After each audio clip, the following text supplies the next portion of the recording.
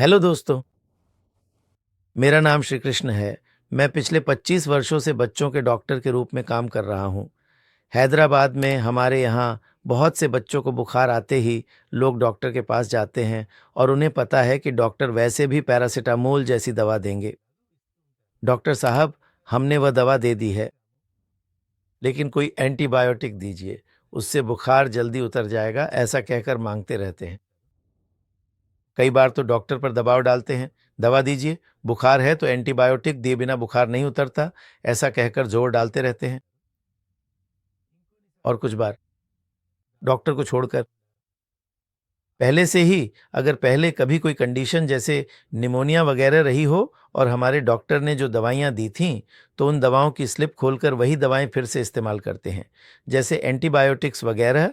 या फिर कुछ लोग पास की मेडिकल शॉप पर जाकर कहते हैं कि हमारे बच्चे को बुखार है।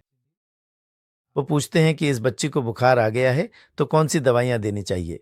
बहुत आम तौर पर हम देखते हैं कि जब लोग इन दुकानों पर जाकर बुखार की दवा मांगते हैं तो सिर्फ सिंपल पैरासिटामोल देने के बजाय उसके साथ साथ एंटीबायोटिक्स भी दे देते हैं। इन एंटीबायोटिक्स के मामले में हमें बहुत बहुत सावधान रहने की ज़रूरत है।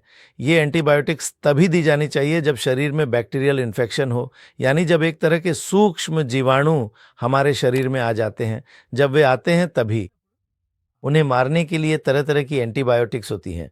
बैक्टीरिया में भी कई प्रकार होते हैं, जैसे ग्राम पॉजिटिव, ग्राम नेगेटिव और एनारोब्स आदि। इसी तरह एंटीबायोटिक्स के भी कई प्रकार होते हैं। कुछ एंटीबायोटिक्स ग्राम पॉजिटिव पर काम करती हैं, कुछ ग्राम नेगेटिव पर काम करती हैं। इन दवाओं में एंटीबायोटिक्स भी कुछ सिरप के रूप में मिलती हैं, कुछ टैबलेट्स के रूप में मिलती हैं और कुछ तो केवल इंजेक्शन के रूप में ही दी जा सकती है। लेकिन असल में एंटीबायोटिक की ज़रूरत है या नहीं, ये आपके बच्चों के डॉक्टर अच्छी तरह से देखकर ही तय करना सही है। सिर्फ बुखार आते ही बिना सोचे समझे कोई भी एंटीबायोटिक दे देना सही नहीं है, क्योंकि इससे कई साइड इफ़ेक्ट्स हो सकते हैं। ये साइड इफ़ेक्ट्स क्या हैं? बहुत सी एंटीबायोटिक्स में एक तरह की कड़वाहट होती है।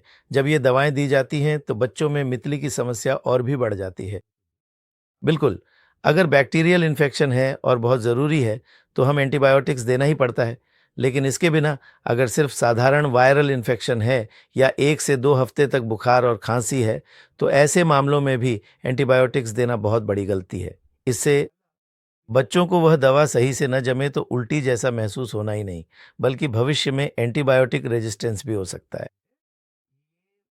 ऐसे बैक्टीरिया बन जाते हैं जो किसी भी एंटीबायोटिक के आगे नहीं झुकते।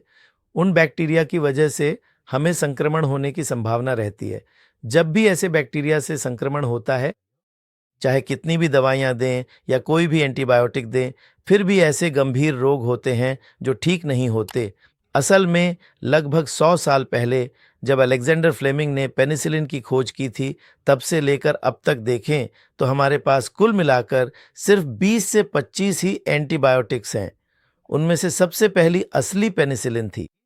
कई बैक्टीरिया तो बिल्कुल भी काबू में नहीं आते, उन पर दवा असर नहीं करती, ये इससे पता चलता है।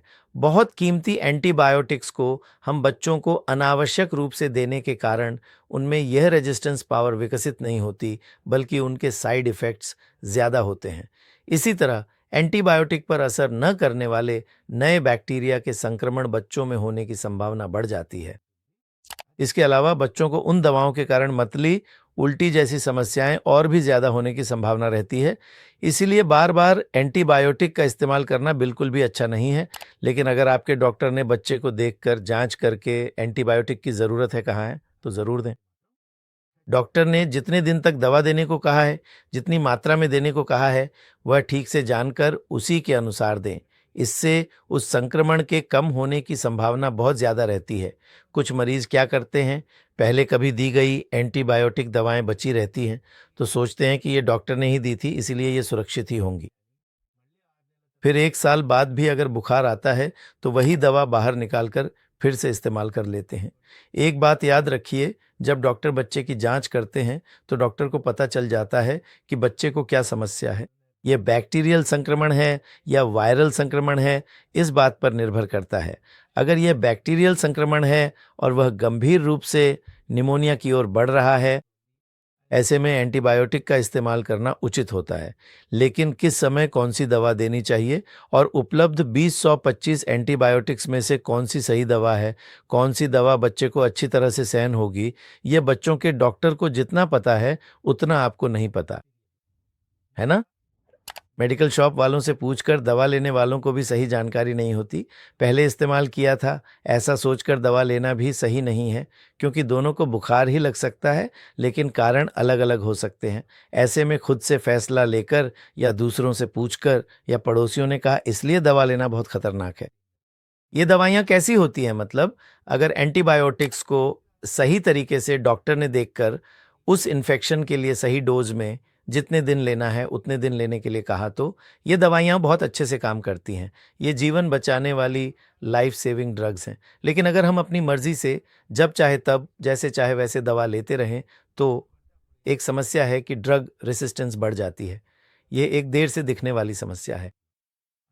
पहले तो इन दवाओं से साइड इफ़ेक्ट्स होने की संभावना बहुत ज़्यादा होती है, इसलिए हमें निर्णय नहीं लेना चाहिए।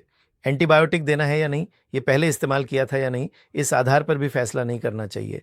इसे कैसे समझा सकते हैं मतलब जैसे एक आम तौर पर एक चाकू होता है या एक छोटा ब्लेड होता है, अगर वही चाकू हमारी माँ के हाथ में हो, तो वह उससे सब्जियाँ अच्छे से काटती है।